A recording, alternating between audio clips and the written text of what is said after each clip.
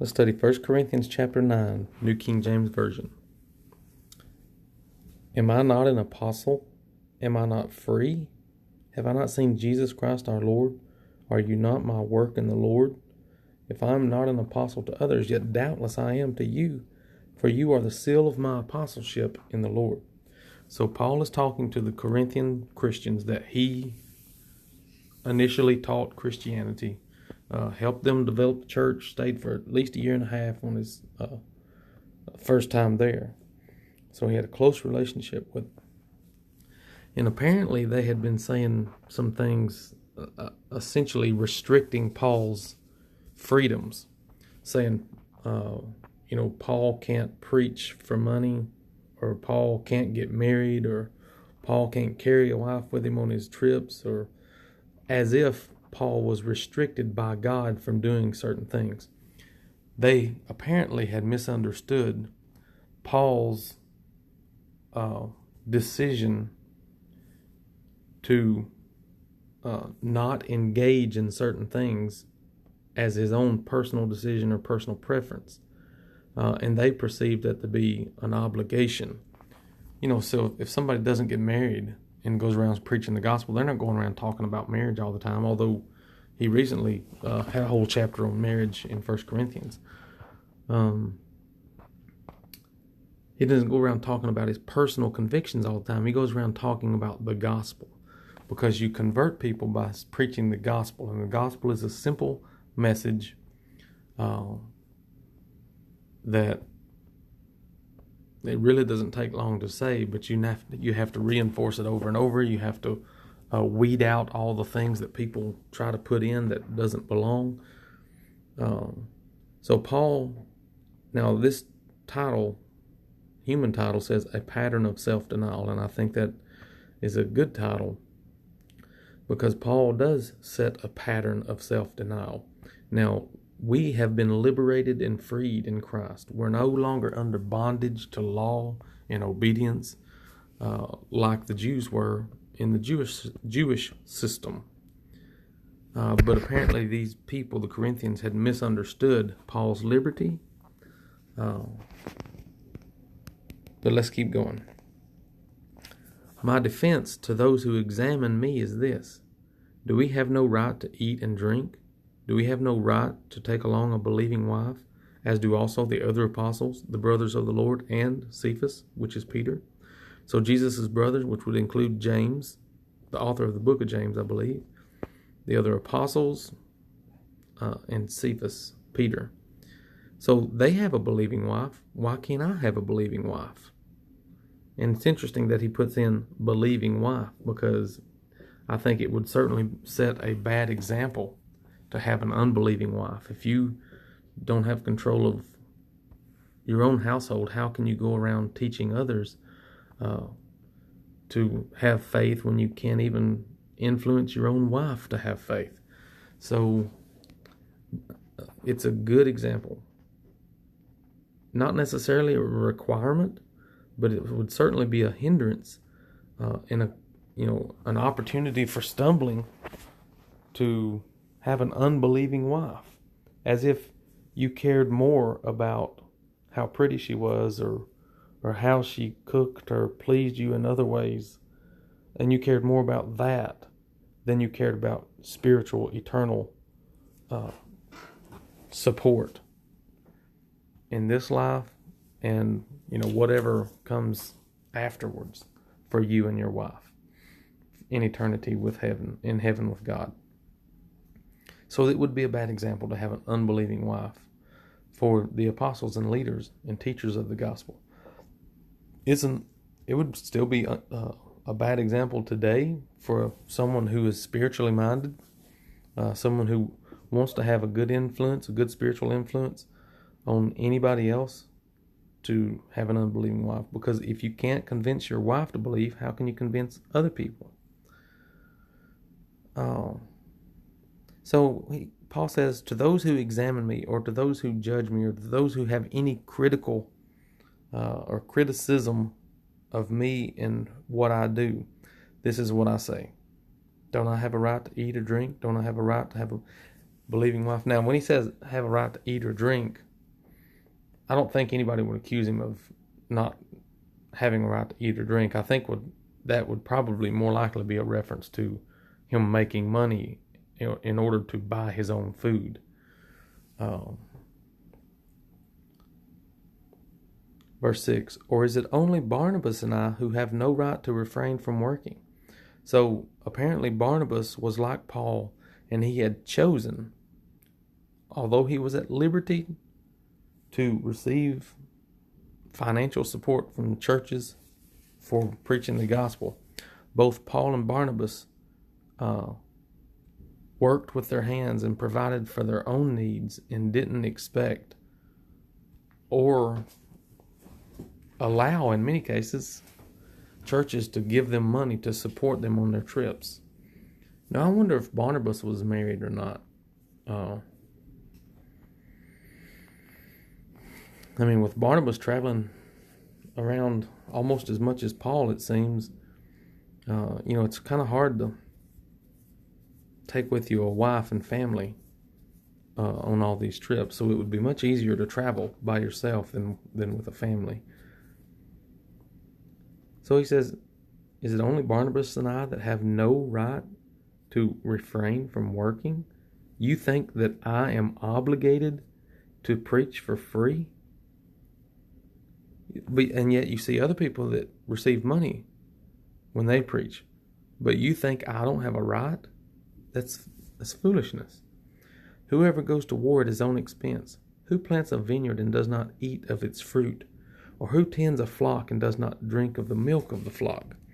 Now, so far, Paul is making a very strong case for the fact that it is not wrong to receive money, financial support for preaching the gospel. I also don't believe it's wrong to receive money for preaching the gospel. However, I do think you can take it too far.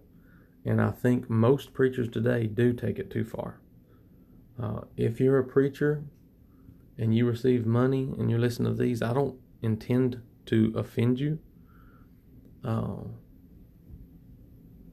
or question your motives. I can say that all these verses that talk about preaching for free and doing it out of love and service to God, the decisions that Paul made to do this have always weighed heavy on my mind. I actually thought about being a preacher when I was in college, but these verses prevented me from doing that because I would rather preach out of love and preach for free and not out of obligation or the need to make money. Because a lot of times when you preach for money, you are obligated to preach what other people want to hear, or else you will lose your job. You will lose your financial support. I want to be free to believe whatever God leads me to believe, and to change as much as I need to change in order to grow and develop. And I don't want to be accused of preaching for money.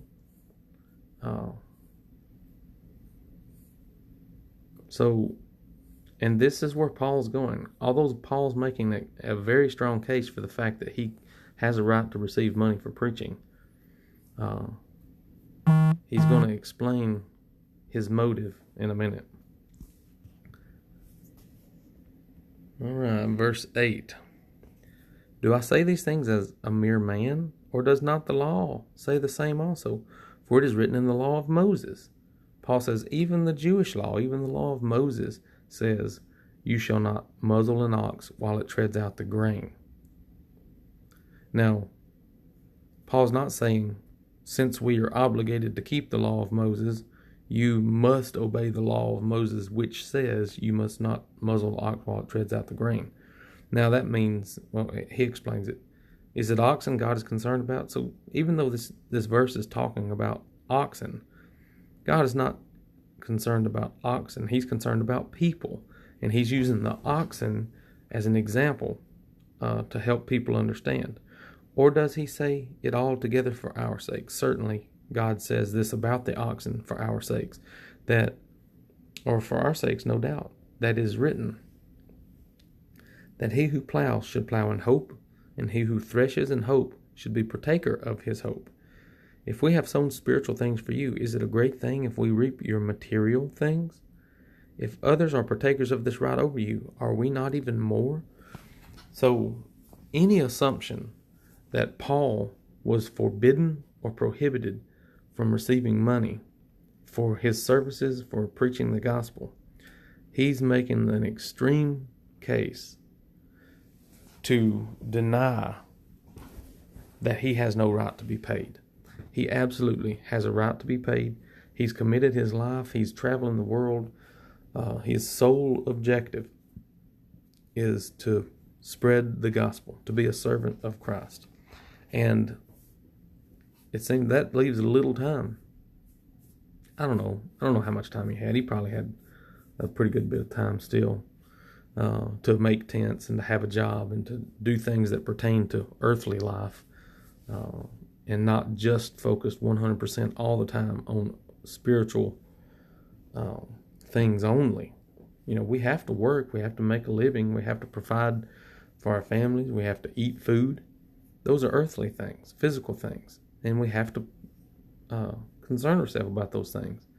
It's just like when he talked about getting married. You know, when you get married, you're going to have another person you have to be concerned about their needs and what they want in life. You can't focus completely on spiritual things if you get married, because you have to focus on the physical relationship with your spouse and their needs and tend to their needs. So God does not expect us to exclusively think about spiritual things all the time. Now, most people don't have that problem at all. Most people have the problem of never thinking about spiritual things at all. And that's certainly too far in the wrong direction. If others are partakers of this right over you, are we not even more? Nevertheless, here we go. Here's his point. We have not used this right, but endure all things, lest we hinder the gospel of Christ. So why does Paul choose not to be a partaker of the right to receive financial support for his preaching the gospel? Now, I know Paul did receive some money from time to time, but whenever he did, it was out of necessity and not luxury. He didn't get a mansion to live in. He didn't get cars and insurance and trips to Disney World, which I see a lot of preachers getting today, who are exclusively being paid by the church and don't even have another job. And they have big houses, big cars, life insurance, health insurance, vacation time. The church should not be viewed as a secular employment where it would have to compete with secular employment. If you get paid at all, it should be supplemental to what you should be getting your health insurance and vacation time from your secular job. Don't view the church as an employer, because Paul says that can hinder the gospel. At least you have to admit that there is the possibility and even likelihood that if you're being paid exclusively as a job by the church to preach, then that opens the door for people to assume that you're doing it for the money. You're not doing it out of love for Christ or the love for service to God. You're doing it for the money. That possibility exists for people to say that. The only way to eliminate that possibility is to say, you know what, I work outside the church. That's where I make a living, and I preach for free. It's like Donald Trump. You know, Donald Trump's not getting paid to be president. Well, Donald Trump was already rich before he became president. So what could you accuse Donald Trump of in his desire to be president? You certainly can't accuse him. It is impossible to accuse Donald Trump of wanting to be president because he wanted to be rich or famous, because he was already rich and famous. You can't accuse Donald Trump of that. You can certainly accuse him of pride and ego. That would be a legitimate route to take, I guess. But you can't accuse him of wanting to be president for money because he works for free. He donates his salary to government agencies. And he was already rich anyway. He was already famous. So you have to think about that.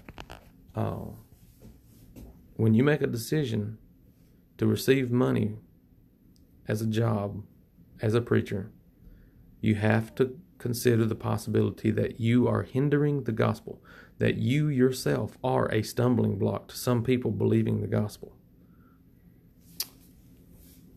Verse 13. This is kind of one of my soapboxes, so I'm going to try not to let it drag on too long. And I don't really want to make anybody mad at me, but I think it's an important issue. Paul thought it was an important issue. And I'm not judging hearts. I'm just telling you what Paul says and what the possibilities for other people and how they would view. Now, you say, if you think it's appropriate for people to view the church as an employment place, a place of employment, a place that competes with Amazon or Walmart or, any other secular business, then you're training people to view the church the same as they view Walmart or Amazon or some business. I don't think that we should give that impression of what the church is. The church should be viewed as a place of benevolence, a place that helps other people out, a place that gives money to all who are in need, not a place who focuses most of their attention, or at least a lot of their attention, on having a nice building, air conditioning, landscaping, preachers, and things like that. Do you not know that those who minister the holy things eat of the things of the temple, and those who serve at the altar partake of the offerings of the altar? Now he's talking about in the Jewish law, the priests certainly, they made their living. They didn't get land because they were given the priesthood. There is no land of Levi because the Levites became the priests, and that was their inheritance. So everybody else is bartering and trading for land, and then they have to give their land back up every 7 years or 50 years or whatever. They're getting slaves and all this and that, but the Levites were servants of the temple, and they were also beneficiaries of the temple. Everybody had to give a tenth of everything they owned, and it went into the it went into the temple, and the priests are the ones that benefited from that. And if 11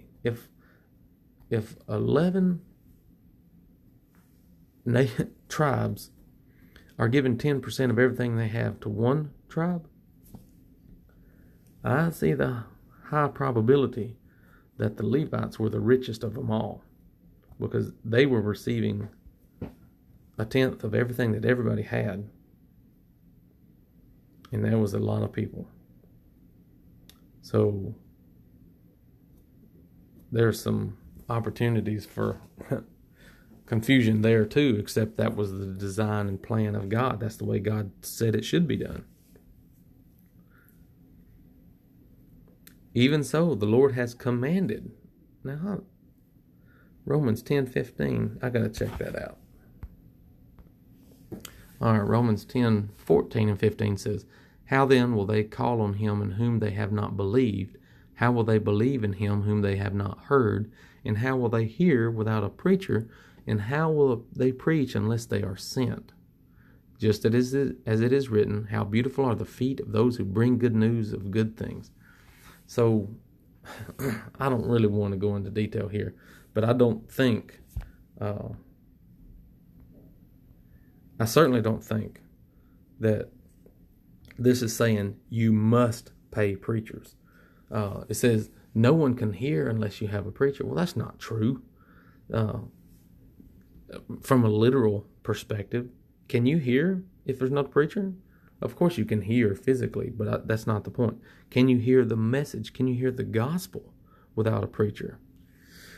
Well, I guess technically, no, you can, because even if you're not a paid full-time preacher like me, I'm just a regular person, and I'm talking, and you may hear the gospel from me, and you can't hear it unless someone says it. Now, you can know the gospel now without even hearing it at all, because you can read about it. But how can anyone hear without a preacher, and how will they preach unless they are sent? Now, that does not necessarily mean that no one can preach for free. In fact, it cannot mean that. It's impossible that Romans, 10:15 says it's impossible to have a preacher unless you pay them full-time wages. That there is no way that could possibly mean that. And I really don't think anybody would make an attempt to say that. Now, how can they preach unless they are sent? They need to be supported in some way.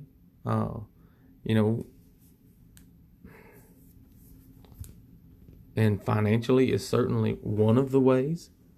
Emotionally, and then, maybe even helping them decide where to go or find a place to stay, or sending letters to encourage people to feed this preacher when he's traveling through their town, and provide places to sleep or stuff like that. There's all sorts of ways that you can support a preacher going around and spreading the message. And Paul makes the case that it's certainly, you can preach for free. You can preach without being paid, but we have a right to be paid. But if you get paid, that leaves open the door to being a stumbling block to some people, and preventing some people from becoming Christians or actually opening their heart to the gospel. So even so, the Lord commanded that those who preach the gospel should live from the gospel. Romans 10:15 does not say that Jesus obligates all preachers to be paid full-time wages. Now, supporting preachers is a good thing. Taking care of a preacher's needs when they have needs is a good thing, and I support that. I don't support full-time competitive wages with secular businesses. I support preaching as a secondary job, and you get supplemental wages, or you get no wages at all, but they tend to your needs, or they provide for your needs when you have needs beyond what you can meet.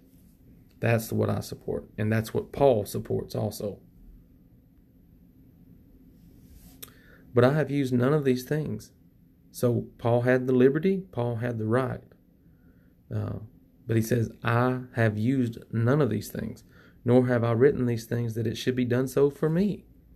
For it would be better for me to die than that anyone should make my boasting void. So Paul says, I'm proud to preach the gospel for free.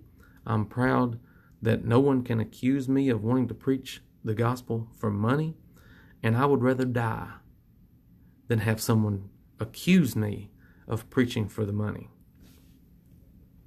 For if I preach the gospel, I have nothing to boast of, for necessity is laid upon me.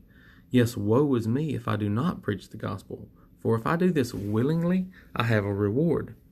But if against my will I have been entrusted with a stewardship, what is my reward then? Now, I don't like the idea that someone would say here that Paul's seeking a wages, eternal wages for his work on earth. I don't view salvation as something you work for. Paul doesn't either.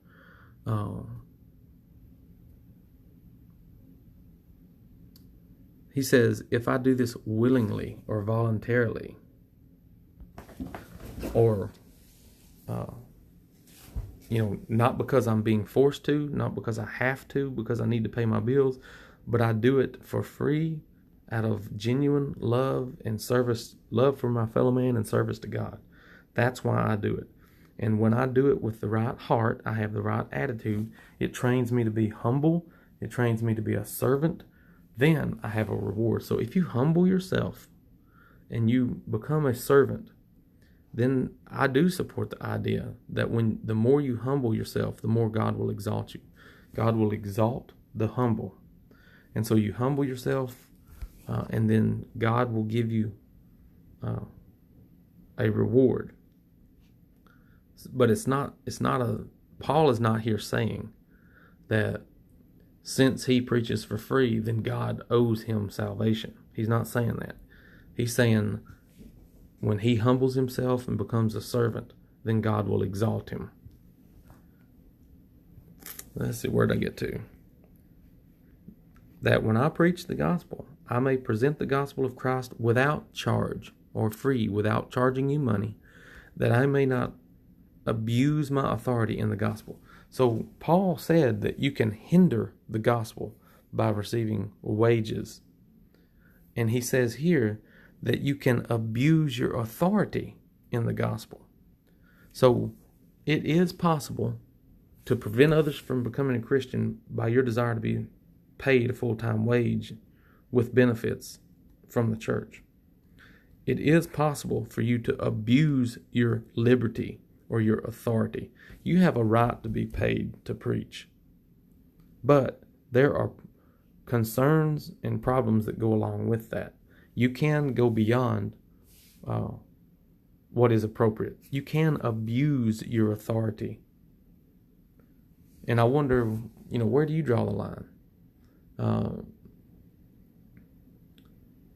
You see, I draw the line a little lower. I don't know, lower or higher. Maybe it's higher. I draw the line higher than most people. I have a higher expectation for preachers to not be a burden to the church, to not be a hindrance to the gospel, and to not abuse their authority in the gospel.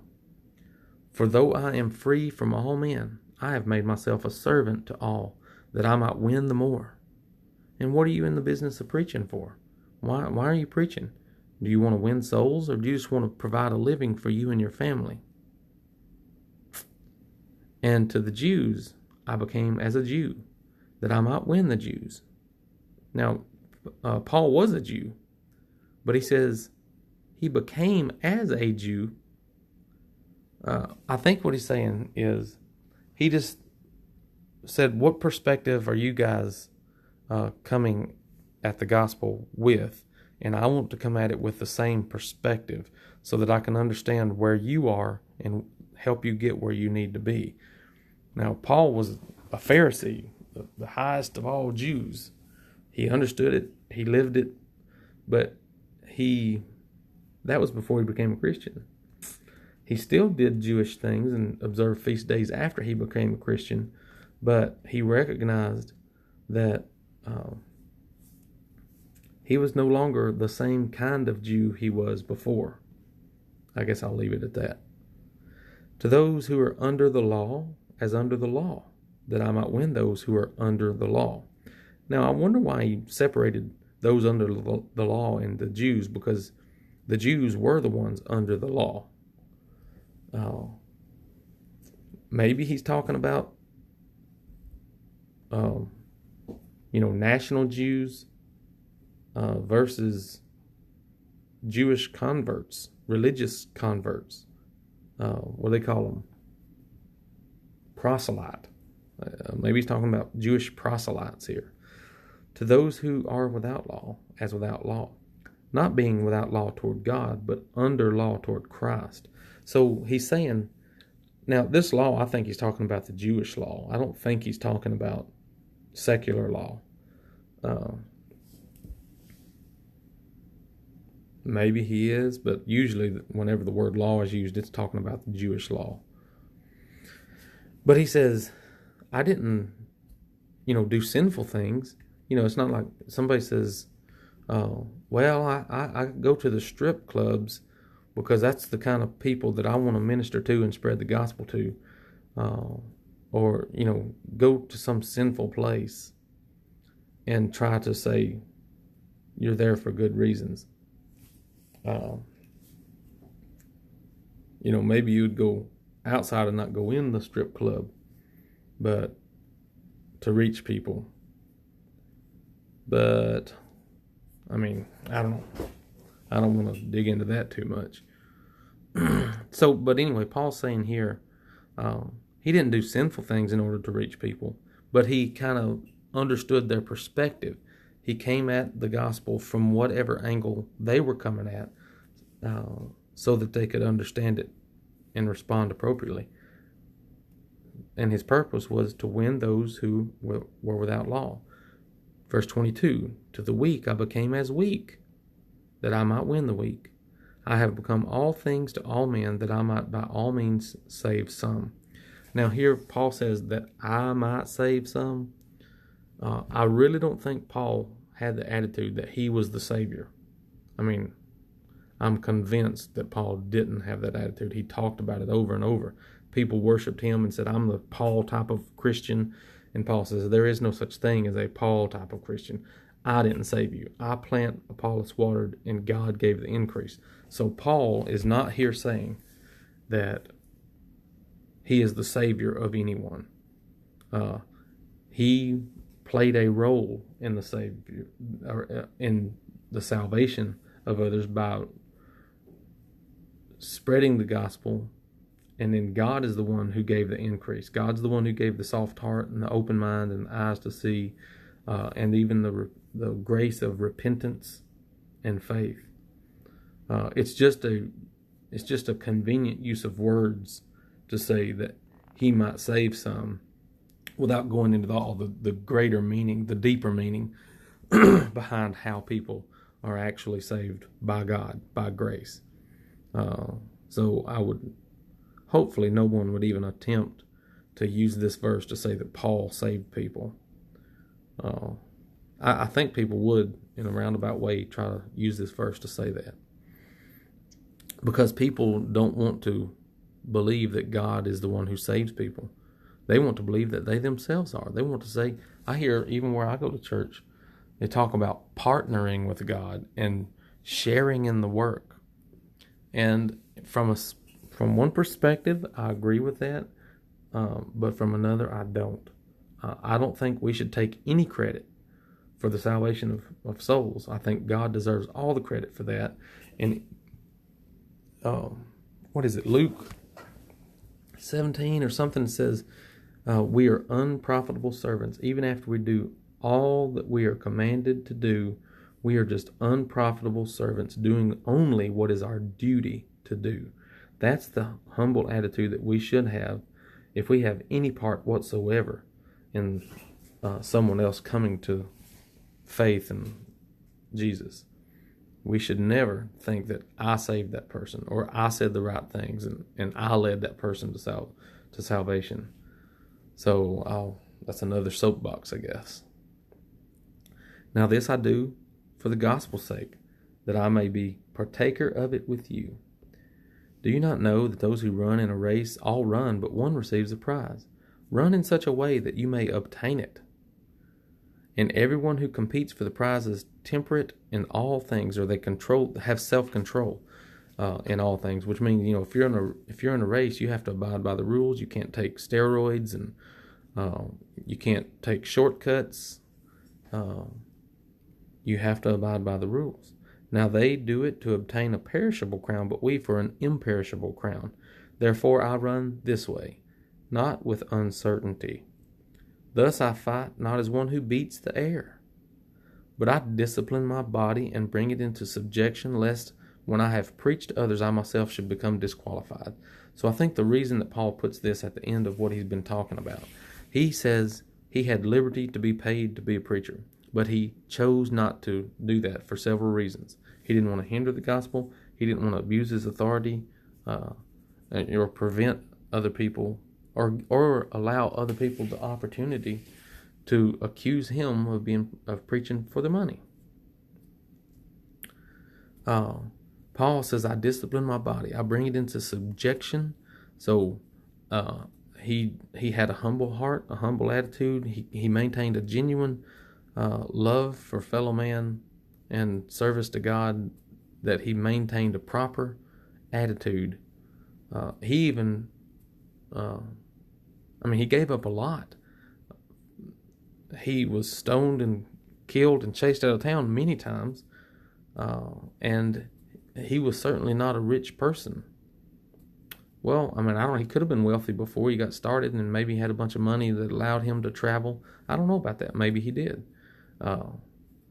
But all I know is that he worked.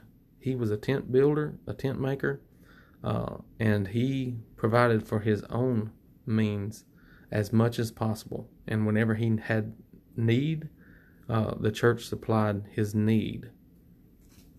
And that's the way I think preachers ought to have their mindset today.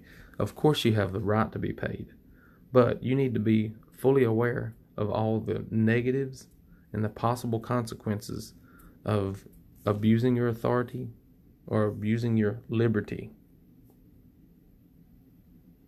along these lines.